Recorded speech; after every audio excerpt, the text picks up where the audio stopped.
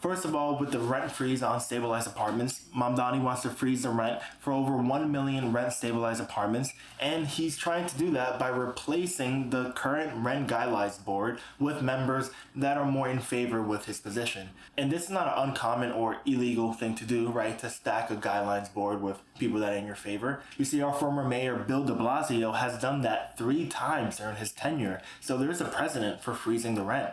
However, our current mayor, Eric Adams, has done the opposite of that. He's actually allowed rents to rise. But of course, he said that the reason for this is inflation and housing costs, not necessarily him just wanting to make the city more unaffordable for New Yorkers. And so now, why do these rent stabilized apartments even matter? Well, there's about 1 million of them, but they serve over 2.3 million New Yorkers, many of them being low income, seniors, people with disabilities, people that have been living in the city for decades, that sometimes are even handing down their apartments for multiple generations. So people who depend on apartments being affordable. So as you can imagine, if the rents were to be increasing every year, then these are the same New Yorkers who are going to be affected by it the most. However, with the rent freeze, there are some fair concerns that people are bringing up what's going to happen to real estate.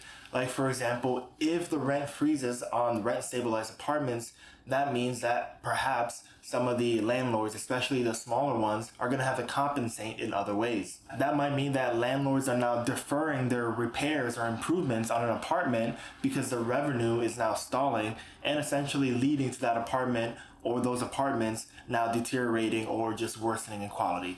Now, to explain rent stabilized apartments a bit more, it's not an entire building that's rent stabilized. It's a few apartments in one building or in a few buildings. So what you essentially get is you're going to have a few apartments in a building that are going to be neglected, possibly not taken care of. Meanwhile, the other apartments that are unregulated, that are market rate, those are going to be the ones that are taken care of.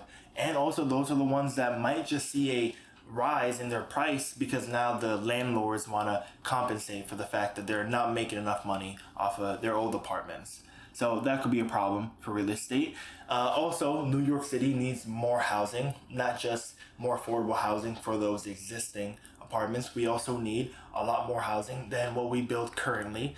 So something we need to think about is new construction, something that is incentivized and not boggled down with zoning reform or with regulation. We need more housing in New York City, and we need it fast. And so these are some fair concerns I would say to bring up with Mamdani. However, what's not fair is to call him a communist for this. I mean, he's not trying to freeze the rent for all apartments. He's just trying to do so for a few apartments, which has been done in the past and was popular when de Blasio did it.